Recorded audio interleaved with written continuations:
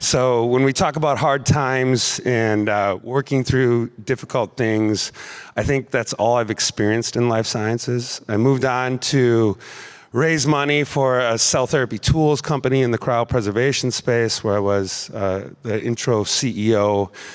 So I sat in your shoes trying to bring money to this industry that so terribly needs it, and in many ways feels like we are abandoned in some ways as a society. So I want to talk about that a little bit. I do have some notes.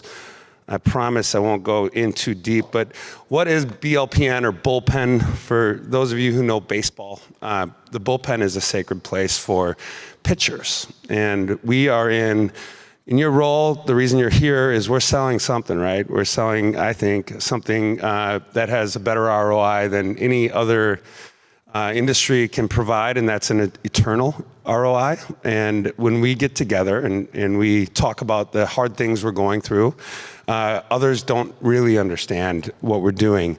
So I noticed that coming into life sciences, and when you look at automotive or golf or these different industries that have really high satisfaction from the folks that enjoy the industry and they collaborate. I mean, automotive seems very, very competitive, but hey, a rising tide, raises all ships, and that's the way they deal with it. And you come into life sciences, it's a bit lonely over here. I, as a CEO, had trouble explaining to my friends and my family about what I was even doing. My wife wasn't so concerned about it, the details of maybe a clinical trial we were supporting or what we were pursuing. She wanted to know that we were working on something big, good for society, and that was the terminology that I had to go with. But when I get together with folks like James Anowitz, who is now here at Connect, building a community here, did it at Tulane, and I get to freely and openly talk about my struggle with others who are going through that. So BLPN was an effort to break down the barriers of some of these partnering events that they're speed dating for investors, speed dating for CEOs trying to make their way, and just form a club. So I reached out to JP Morgan and I asked them if they were interested in doing it. They funded it. Now we're somewhere around 5,000 social members, 500 founding members. We have one simple mantra: find someone to help repeat. So I'm going to go back to a baseball analogy. Who here has seen Field of Dreams? It's one of the great movies, right? I would argue that that's a biotech startup movie, because there's this guy, Ray Kinsella, who has this cornfield. It's very predictable.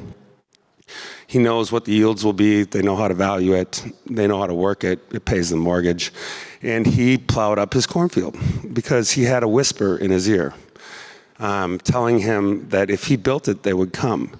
And I think that is probably representative of most of your careers. You were doing something that was consistent. You understood how it worked. And you had a little whisper in your ear to do something amazing, and then you plowed up your cornfield. So I would argue that we're in the part right now where that whisper is saying, "Go the distance." And we know if we build it, they will come. But we're trying to communicate this with the rest of society, especially in advanced therapies, and they're not understanding us. In fact, I would argue that our inability to communicate what we are doing is our greatest threat, and that's not an original thought. It's a guy by the name of Walt Isaacson. We were at Tulane University, and he's a great author. He covered Einstein and a few others if you look them up. But he said our greatest threat to our industry is our inability to communicate with the rest of society. And we can feel like this is happening to us, right? What control do we have about, over federal funding, for example? But I would argue that in our everyday lives, we have the ability to communicate in all kinds of different ways, but intellectually, we're maybe a little unavailable to the rest of society, right? So our ability to go out and bring in others and work together to do it, like the automotive industry does, like the golf industry does. It's amazing, those industries, the amount of collaboration that happens. within those industries is quite amazing. So we're all here. I'm preaching to the choir. You all are amazing. You're trying to save the world with what you're doing. And I would just argue that this week, let's make sure we introduce ourselves to others and ask them what they're working on and how we can help them. So that's our mantra, find someone to help repeat. Thanks for letting me kill some time here. I think we got some more people in the room, James. How am I doing on time?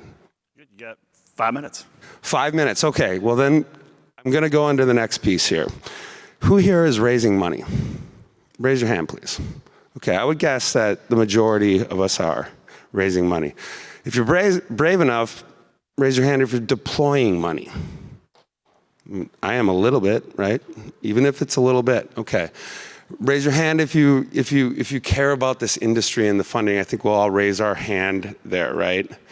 So, you know, there's so much that we can do with the macros. The macros are happening to us.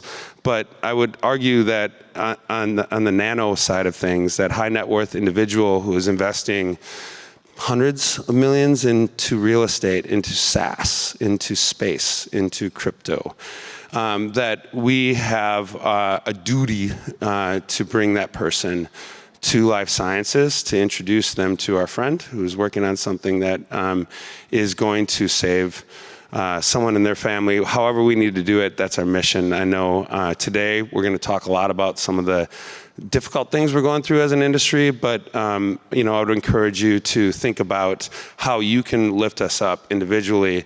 And I'm going to wrap it up, and James, I'm going to give it back to you. We'll be a little ahead of schedule. Mostly I'm running out of gas here. But in that movie, Field of Dreams, have you ever considered who the Whisperer was? I love that movie. I have a friend who's a part owner of that house now, and I've gotten to stay at the house. And for me, I've always wondered who that whisperer was. Was it God? You know, trying to manifest something within this person's life?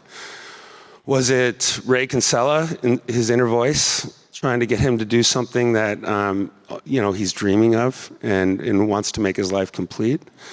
Was it, I don't know, was it a ghost of the past? I would argue that the whisperer is you, everybody in this room.